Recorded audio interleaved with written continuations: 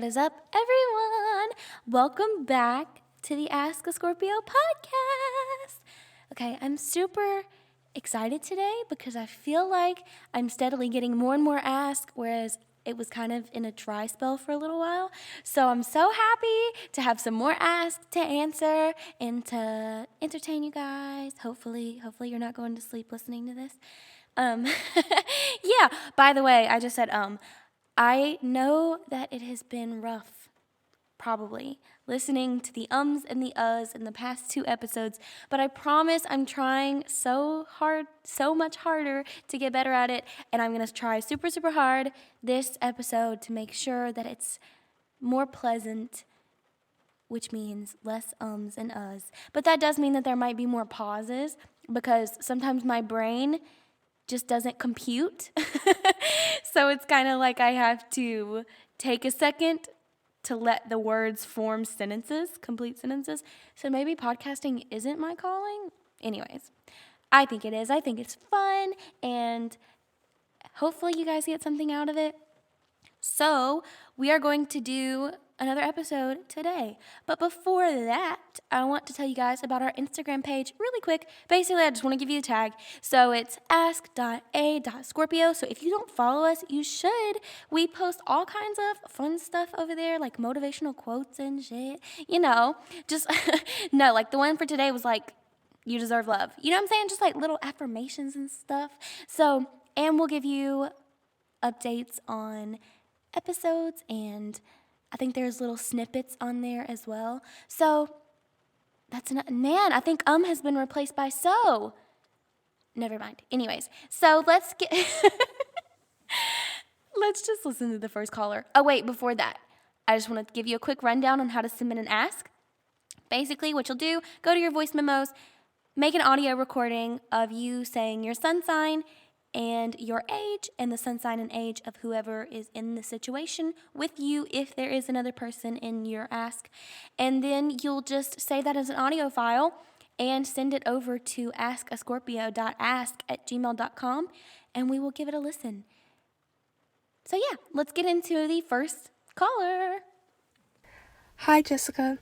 Can you give me some tips on how to get through your first year of college? Thank you. Sure. I will gladly give you some tips on that short and sweet ask. Kidding. I like it. There's that again. Dang it. Sorry, guys. I'm really trying.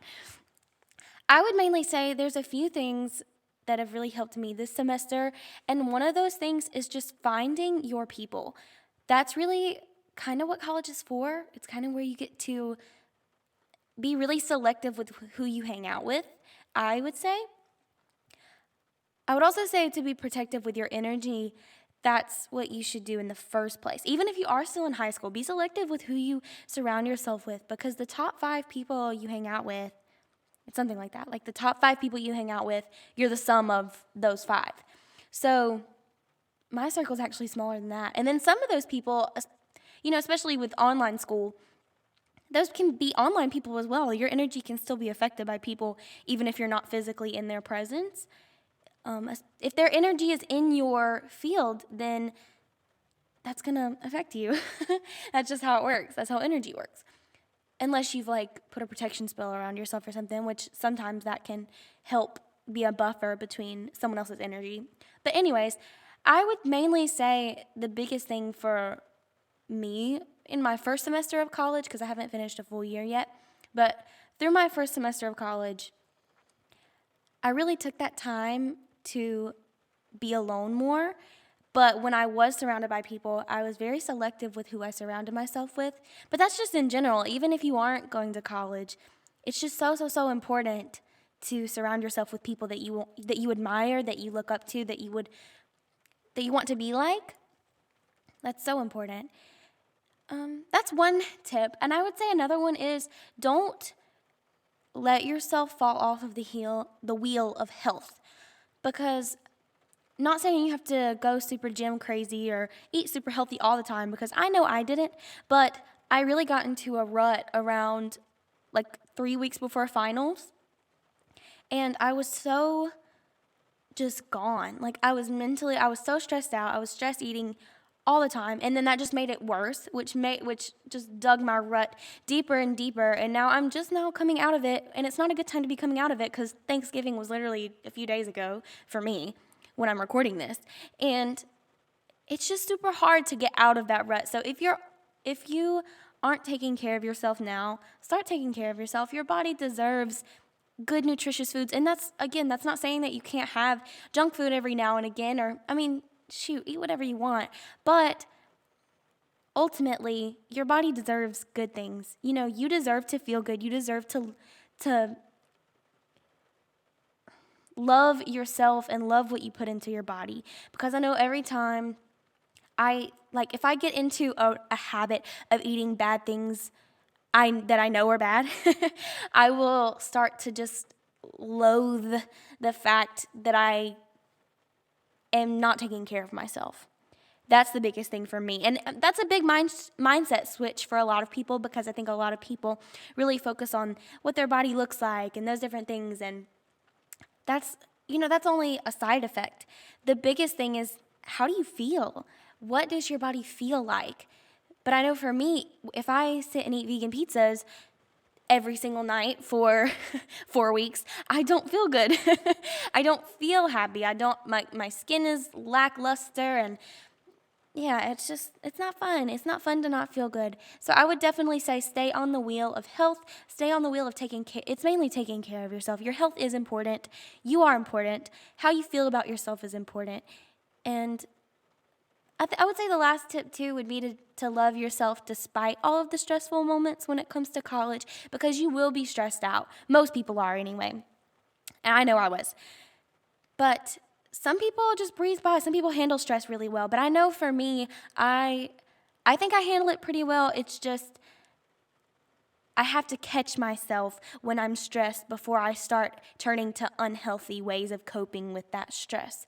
So I think it's super important. The third tip, sorry.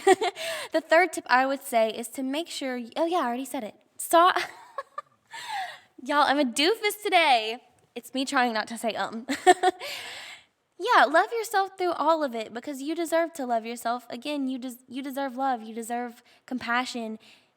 Even when you do slip up and go 4 weeks of eating nothing but pizza and ice cream, that's, love yourself regardless, because, we all, I don't want to say mistakes, but we all dig ourselves into ruts sometimes, and it's really, really hard to get out of them.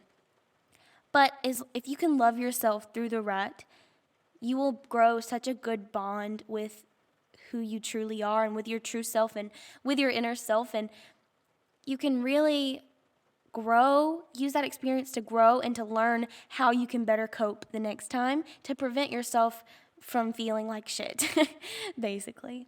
So I really hope you have an amazing first year at college. If you please send me updates, send another ask later, and maybe ask another question, but then tell me how you're doing and if these tips helped you.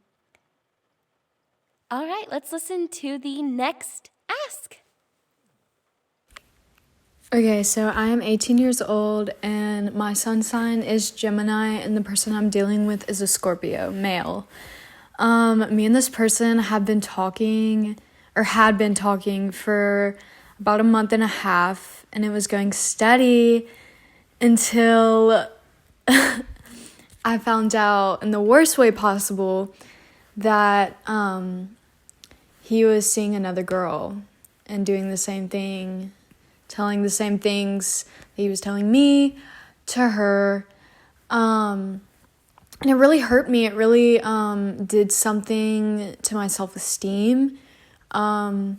So I guess my question is, how do I even go about this person? Like, do I give him a second chance? Do I just move on? Like, what advice would you give, I guess? Okay, so this is a situation that I, as a Scorpio female, first of all, I just want to say, us Scorpios can be sneaky as hell. Especially if our Venus is something like mine is Libra, if it tends to be air mixed with that water sun, for some reason we are sneaky when it comes to love, and we have trauma that we refuse to look at, and I'm not giving excuses for him, by the way. I'm not. I'm just saying that tends to be a pattern that I see, and I know that I've done that to someone before, but I've also had it done to me. So I've been on both sides of the situation, so I feel pretty well equipped to give you some advice on this situation. But I do think it's such an individual thing. And here's why I say that. There's definitely a part of me that's like, sis, do not give him another chance. Move on. You deserve better. Blah, blah, blah. And that's ultimately how I truly feel, and I'm going to get back around to that. But I will say, everybody makes mistakes. However, that doesn't mean that we have to forgive those. Ultimately, it's best for our well-being to forgive those mistakes. However, that doesn't mean you have to put up with someone treating you like trash. At the end of the day, he disregarded your feelings. He disregarded your time. He disrespected you. And some people are okay with that disrespect, and they feel like it's something they can move on if they really believe that person won't do it again. But I know in my personal experience, when I did that to someone, that relationship needed to end because there were things that I needed to work on before I could be in a healthy relationship. So that's what I would say. I would say move on from him because he's got things that he needs to work through before he can be in a healthy relationship, and he can give you, or whoever he ends up with, the love he deserves, or the love they deserve. And ultimately, how you choose to value your time and value you is how other people are going to value you and see you and treat you. So I would say this is the perfect opportunity to take that stand and say, no, you know what? No, you're not going to treat me this way. I'm not going to put up with people treating me this way.